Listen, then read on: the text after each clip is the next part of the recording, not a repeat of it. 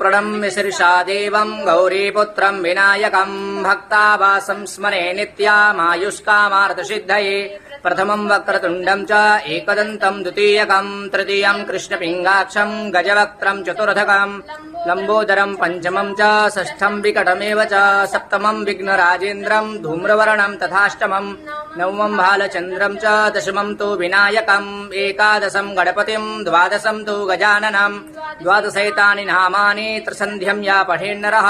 न च विघ्नभयम् तस्य सर्वसिद्धिकरम् परम् विद्यार्थी लभते विद्याम् धनार्थी लभते धनम् पुत्रार्थी लभते पुत्रान् मोक्षार्थी लभते गतिम् जपेत गणपति स्तोत्रम् षड्भिर्मासै फलम् लभेत् संवत्सरेण सिद्धिम् च लभते नात्र संशया अष्टभ्यो ब्राह्मणेभ्यश्च लिखित्वा या समर्पयेत् तस्य विद्या सर्वा गणेशस्य प्रसादतः श्रीनारदपुराणे शङ्करनाथसन्नाम गणेश स्तोत्रम्।